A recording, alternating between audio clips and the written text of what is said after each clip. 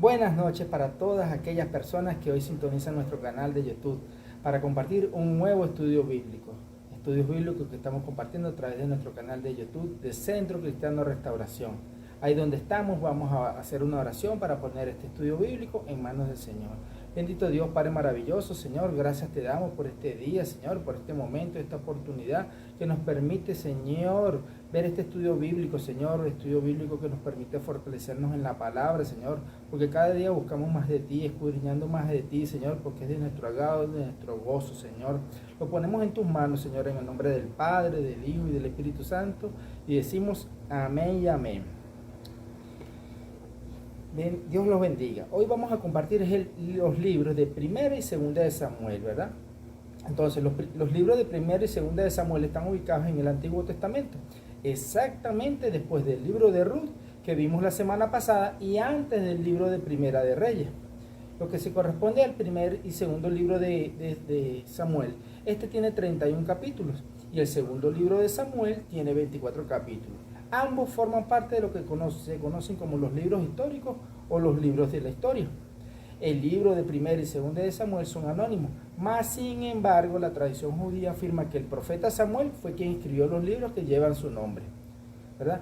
El nombre de Samuel procede del hebreo, es un nombre hebreo, y su significado es escuchado por Dios, oído de Dios o Dios ha oído.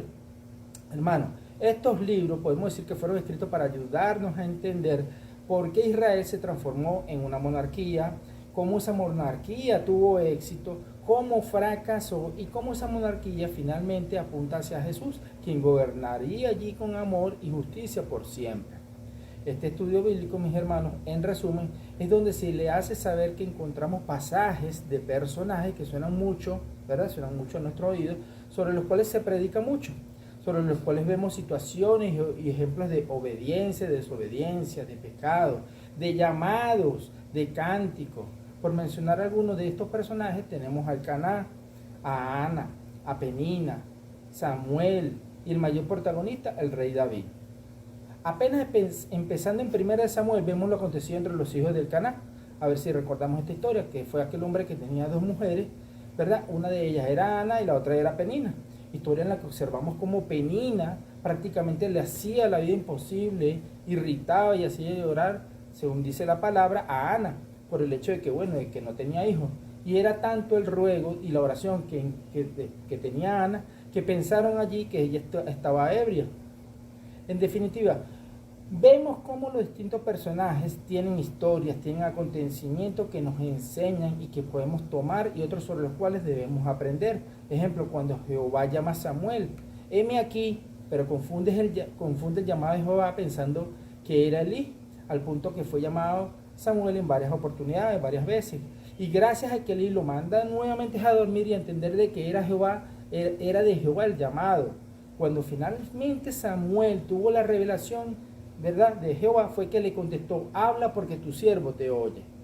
En definitiva, sobre los distintos momentos que vemos de estos personajes, podemos aprender y otros desechar sobre sus comportamientos. En definitiva, los libros de Primera y Segunda de Samuel, aparte de ser historia bíblica, son libros de gran enseñanza, en los que debemos poner atención como cristianos, como creyentes de Dios. También vemos la vida específica de Saúl, el primer rey de Israel, el cual fue desechado por el Señor.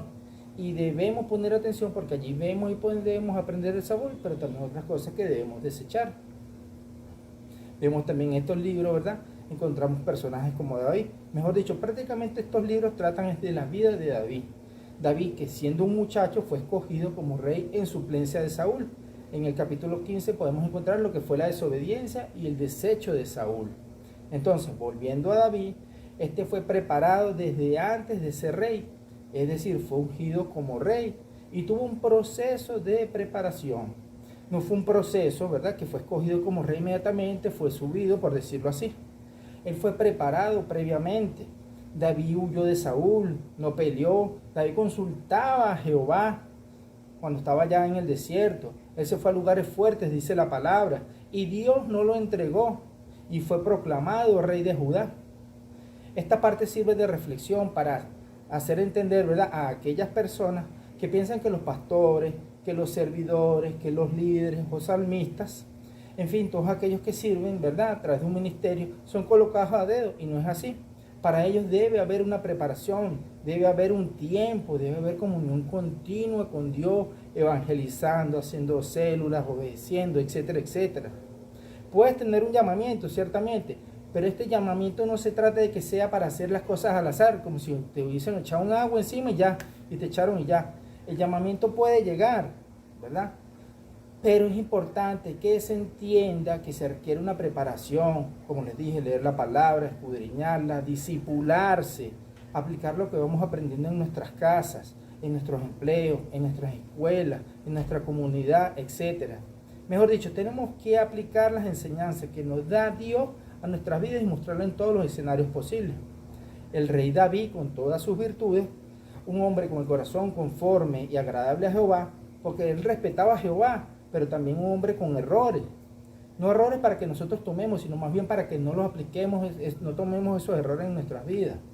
Vemos los que conocen los 3 grandes pecados. El primero fue, mató a Uría, le quita y le toma a su mujer como esposa. También había realizado el censo. Allí se vio donde él buscó tener fuerzas humanas en vez de buscar consolación de Dios.